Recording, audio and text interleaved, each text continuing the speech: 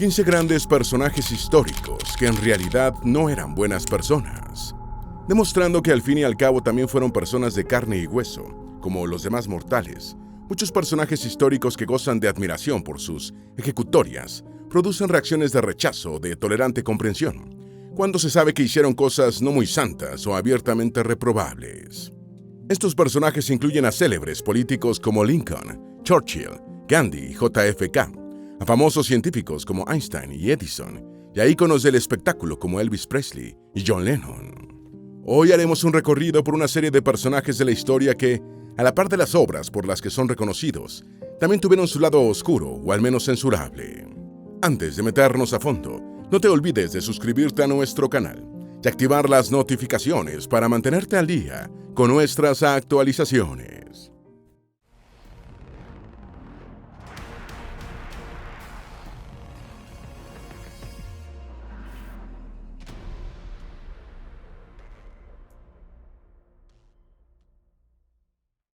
Número 1. Las horribles pruebas en animales de Thomas Edison. Thomas Alva Edison pasó a la historia como el símbolo del inventor estadounidense, pero fue un empresario inescrupuloso y sus experimentaciones con animales han sido condenadas enfáticamente.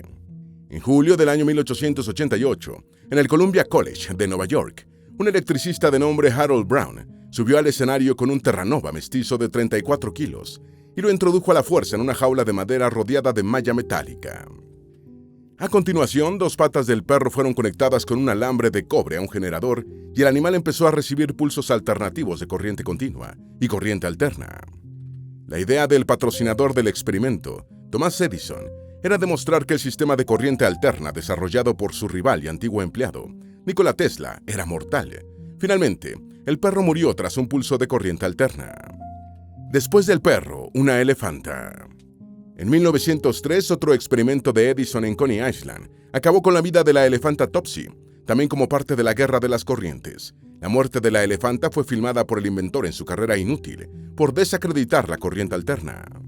Finalmente, la corriente alterna de Tesla fue la vencedora en la guerra de las corrientes, y es el estándar de uso actual, aunque esto no le sirviera de mucho económicamente a su genial desarrollador, muerto en la mayor pobreza en 1943.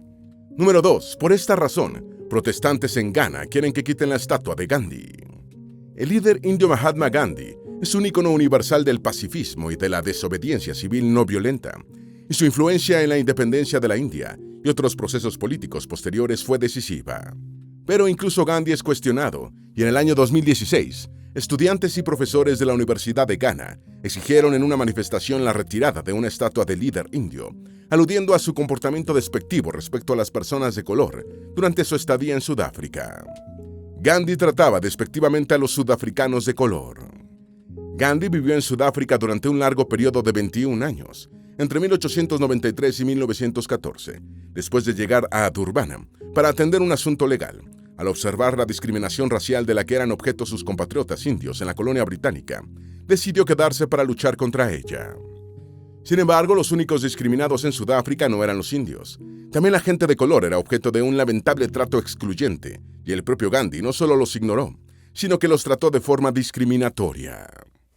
En su libro El Gandhi sudafricano, Sostén del Imperio, los académicos sudafricanos Ashwin Desai y Ghulam Bahed, quienes pasaron 7 años estudiando la vida del dirigente indio en Sudáfrica, escribieron que a este le era indiferente lo que sucediese con los esclavos, al creer que el poder del Estado debía permanecer en manos blancas, y llamaba a los africanos de color kafirs, un término despectivo. Los manifestantes ganeses citaron una carta abierta de Gandhi en 1893, en la que escribió: «Parece prevalecer en la colonia la creencia generalizada de que los indios son poco mejores, si acaso, que los salvajes o los nativos de África». Número 3. Abraham Lincoln intentó reasentar a los hombres de color de Estados Unidos a una región de Haití para que hicieran una colonia. Abraham Lincoln es tan icónico en los Estados Unidos como Gandhi en India y el resto del mundo, pero tampoco el líder estadounidense que desempeñó un papel crucial en la abolición de la esclavitud en su país está libre de cuestionamientos. En la víspera de Año Nuevo de 1862, un día antes de emitir la proclamación de emancipación para poner fin a la esclavitud en los Estados Unidos, el presidente Lincoln firmó un contrato en el que acordaba trasladar a 5,000 estadounidenses de color como colonos libres en el Caribe. Algunos políticos vieron esta colonización en el extranjero como una medida de un país todavía en guerra, que satisfaría a quienes en el sur confederado se oponían a la emancipación y a vivir junto a los estadounidenses de color liberados. El plantador del sur que engañó a Lincoln. Bernard Koch, un plantador de algodón de Florida, propuso desarrollar una plantación en Isla de Vaca, un territorio insular frente a la costa de Haití, y acordó con Lincoln el desarrollo de la colonia.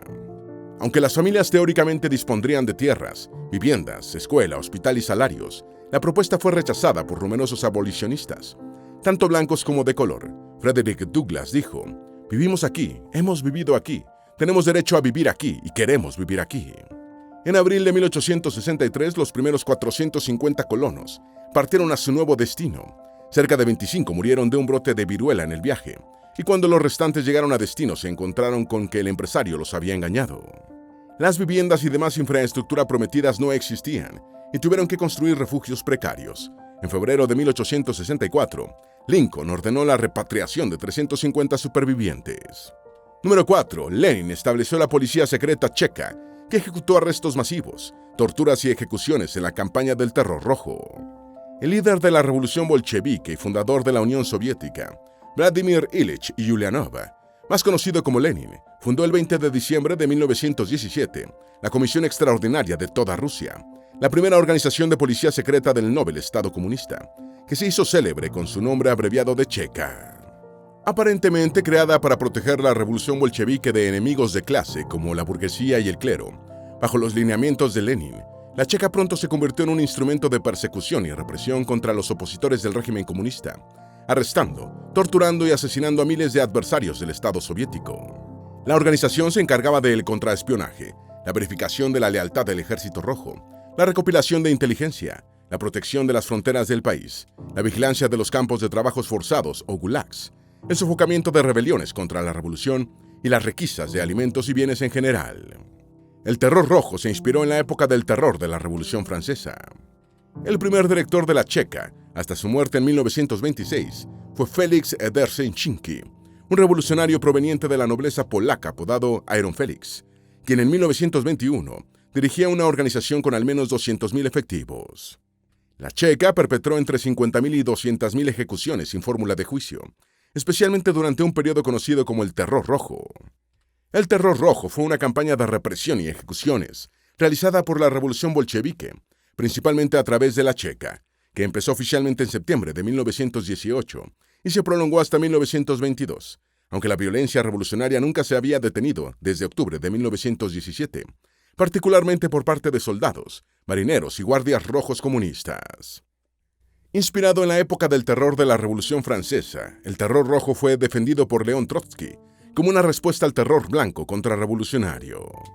Número 5. Churchill y la hambruna en Bengala de 1943. Sir Winston Churchill fue uno de los grandes artífices de la victoria aliada contra el Tercer Reich alemán en la Segunda Guerra Mundial, lo que le mereció un lugar prominente en la historia. Sin embargo, el célebre dirigente inglés, un imperialista convencido, ha sido tema de controversia por su papel en la hambruna de Bengala de 1943, cuando India era la principal posesión colonial del Imperio Británico. Esta hambruna, ocurrida en el territorio de Bengala, que ahora comparten India y Bangladesh, causó la muerte a entre 2 y 3 millones de personas y ha sido atribuida a una combinación de factores políticos, económicos, militares y naturales. La Segunda Guerra Mundial en curso, el descenso de la producción agrícola por calamidades naturales y la mala gestión de los administradores coloniales son elementos citados para explicar las causas de la enorme mortandad. Muchos críticos señalan también a Churchill y a su gobierno por priorizar el abastecimiento de los ejércitos británicos en acción durante la guerra y el almacenamiento de cereales para la población británica, sin haber hecho lo suficiente para aliviar el hambre de los bengalíes. Churchill no reaccionó a tiempo ante la hambruna en Bengala. Tanto Leo Emery, secretario de Estado para la India, como el virrey del territorio, Lord Linlithgow, advirtieron al primer ministro sobre la calamitosa situación en la colonia asiática, pero cuando el Reino Unido movilizó granos desde Australia, el hambre ya estaba causando estragos en Bengala.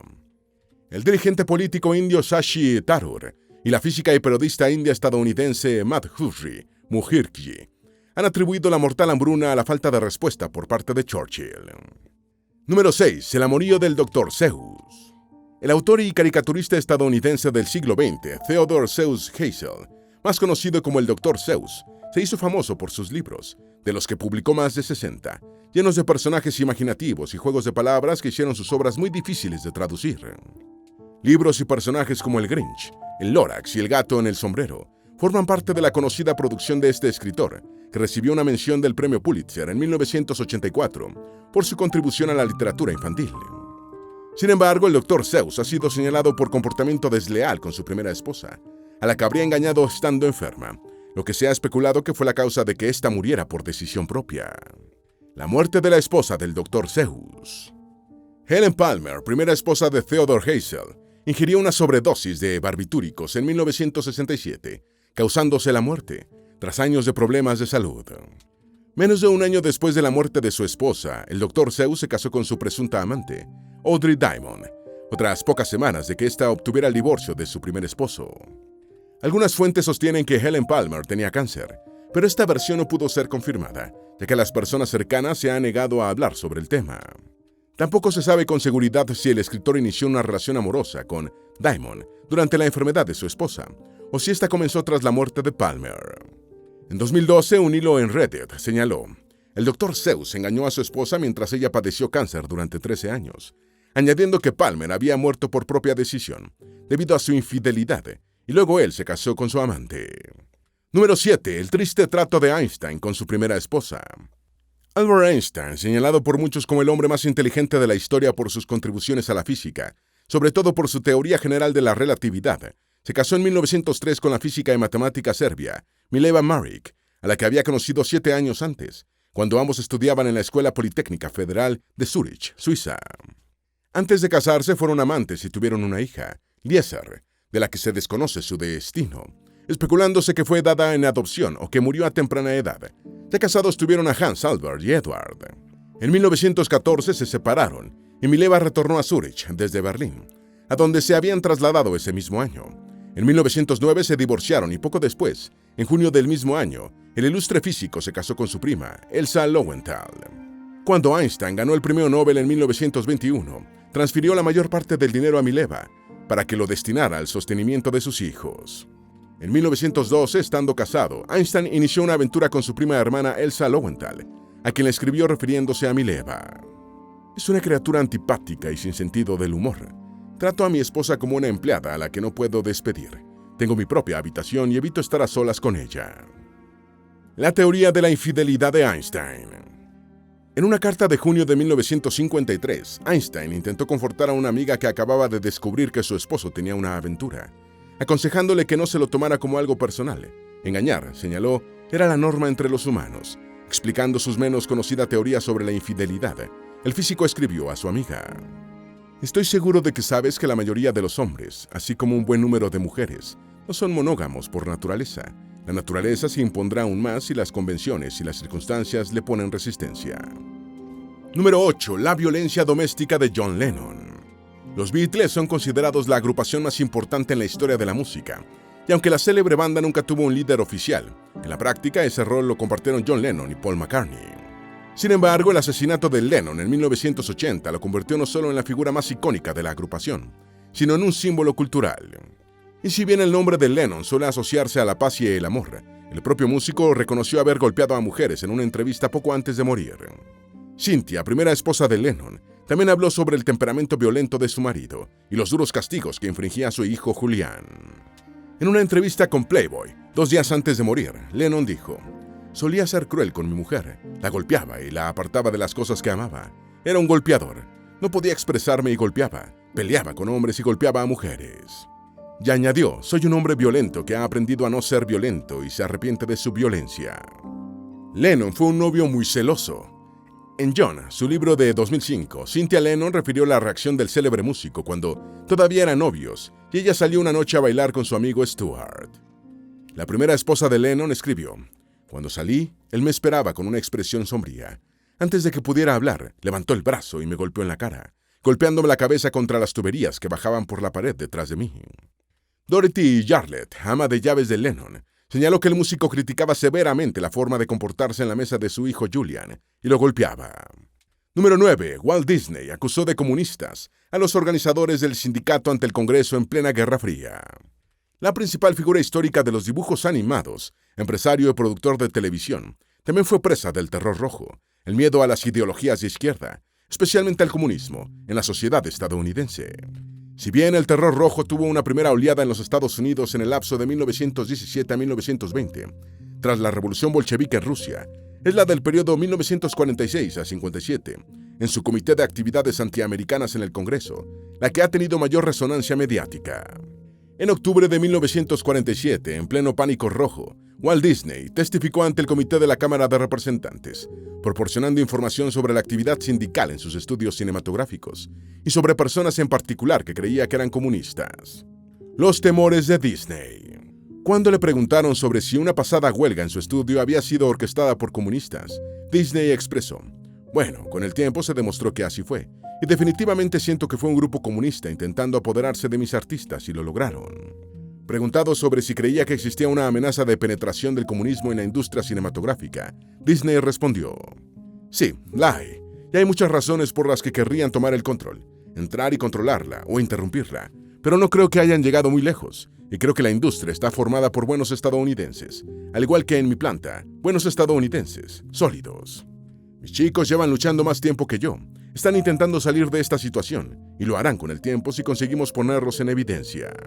Número 10. Las hambrunas en la India ocasionadas por la reina Victoria. Victoria del Reino Unido no solo implantó un récord de longevidad en el trono inglés de casi 64 años, marca superada por su tataranieta Isabel II, sino que en 1877 se convirtió en el primer soberano británico en ostentar el título de emperatriz de la India. Sin embargo, durante el reinado de Victoria, la India registró algunas de sus hambrunas más severas, en un país que estuvo marcado por el hambre crónica hasta la década de 1970. Victoria reinó entre el 20 de junio de 1837 y el día de su muerte, el 22 de enero de 1901, y podría decirse que su reinado se estrenó con una hambruna en India, la de Agra, entre 1837 y 38. La hambruna de Agra, que causó la muerte de unas 800,000 personas y de una cantidad mucho mayor de reses y otros animales domésticos, tuvo lugar en las provincias del noroeste de la India, entonces gobernadas por la Compañía Británica de las Indias Orientales. 4 hambrunas más entre 1860 y 1900, que mataron a casi 14 millones de indios durante el reinado de Victoria.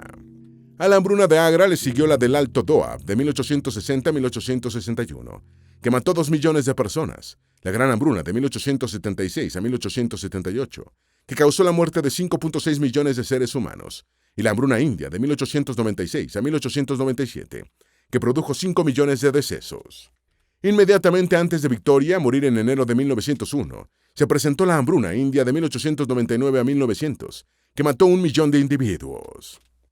El periodo de hambre más mortífero en India durante el reinado de Victoria fue la Gran Hambruna de 1876 a 78, que se desató después de la pérdida de las cosechas en la meseta del Deccan por una intensa sequía, causando la muerte a un estimado de 5.6 millones de personas, casi un 10% de la población afectada. Número 11. El lado oscuro de Elvis Presley. Elvis Presley personificó como nadie la cultura pop, pero su turbulenta vida personal y su comportamiento irregular dejaron un rastro oscuro a su paso. Resulta innegable la majestuosidad musical del rey del rock and roll, quien conectó el género musical con las masas de una forma que nadie había conseguido antes, transformando, él solo, el panorama cultural de su país y del mundo occidental con una fuerza que aún es perceptible hoy en día. Sin embargo, han salido a la luz tantos detalles turbios sobre Elvis como ser humano, que se hace imposible pasarlos por alto, y la evidencia de su comportamiento sombrío es insuperable. Conoció a su futura esposa Priscilla cuando ella tenía solo 14 años y él 24, y a pesar de la ilegalidad de una relación en esas condiciones, ello no le impidió iniciar un romance con la adolescente. Se casaron en 1967, pero a lo largo del matrimonio que terminó en divorcio en 1973, Priscilla nunca fue la única en la vida del cantante. Elvis se drogaba y drogaba a su pareja para sostener maratones sexuales. Se afirma que Elvis le disparó en un altercado a Ginger Alden, una reina de belleza de 20 años con la que se involucró a los 41 años. Se dice igualmente que Elvis tenía maratones sexuales con Priscilla, para lo que se drogaba y le inyectaba sustancias estupefacientes a su esposa. El músico y productor Quincy Jones declaró que siempre se negó a trabajar con Elvis por su comportamiento despectivo con los afroamericanos. Número 12. Lo que pensaba Martín Lutero de los judíos. Las posturas del líder principal de la reforma religiosa respecto a los judíos siguen siendo controvertidas. Estas cambiaron significativamente a lo largo de la vida del fraile alemán desde sus inicios, cuando se mostró preocupado por las persecuciones de los judíos europeos, hasta sus últimos años, cuando, frustrado por no haber conseguido incorporarlos al luteranismo, se volvió abiertamente discriminatorio con ellos. Al comienzo de su carrera, Lutero fue influenciado por el humanista Johann Reuchlin, quien era el tío abuelo de su amigo y colaborador Philipp Melanchthon. Reuchlin había conseguido impedir que el Sacro Imperio Romano Germánico quemara libros judíos, pero como consecuencia fue hostigado con procedimientos de herejía. Lutero incubó el antijudaísmo que estalló en el nacionalsocialismo alemán del siglo XX. Hasta aproximadamente 1536, Lutero manifestó su preocupación por los judíos de Europa y se entusiasmó con la posibilidad de sumarlos a su causa reformista del cristianismo. Sin embargo, aún en medio del hostigamiento católico, los judíos europeos no estuvieron dispuestos a abandonar su religión para alistarse con Lutero. Al fracasar en su intento, el monje denunció al judaísmo y promovió su persecución, exigiendo que no se les permitiera impartir sus enseñanzas. A partir de esta posición discriminatoria de Lutero con los judíos, se cebó el profundo antijudaísmo de amplios sectores de la sociedad alemana, que tendría nefastas consecuencias en el siglo XX en el Tercer Reich alemán. Número 13. El problema con los judíos de Henry Ford. El hombre que convenció a numerosas familias estadounidenses de que en sus casas no podía faltar un garage para guardar un automóvil Ford, y fue capaz de fabricarlos a precios asequibles con el desarrollo de la línea de montaje, era un notorio antijudío. Ford, quien militaba en el pacifismo y se opuso a la intervención de su país en la Primera Guerra Mundial, afirmaba que los judíos promovían conflictos en todo el mundo para lucrarse con ellos. Sobre esto dijo: los financieros internacionales están detrás de todas las guerras. Son lo que se llama el judío internacional, judíos alemanes, judíos franceses, judíos ingleses, judíos estadounidenses. Creo que en todos esos países, excepto en el nuestro, el financiero judío es supremo. Aquí el judío es una amenaza. El chocolate judío de Henry Ford. Ford consideraba que los negocios a los que se dedicaban los judíos no aportaban nada valioso a la sociedad y que solo buscaban abaratar los productos. En una ocasión, mordió una barra de chocolate y al no gustarle su sabor dijo: los judíos se han apoderado de ella, la han abaratado para ganar más dinero. Ford se aseguró de que los empleados de sus empresas aceptaran sus puntos de vista y no contrataba judíos para puestos de oficina, aunque los empleaba para trabajos físicos. Promovió la idea de que una conspiración mundial de los supercapitalistas judíos había inventado el mercado de valores y el patrón oro, solo para corromper a otros pueblos y al mundo. Número 14. El romance de JFK con su amante azafata.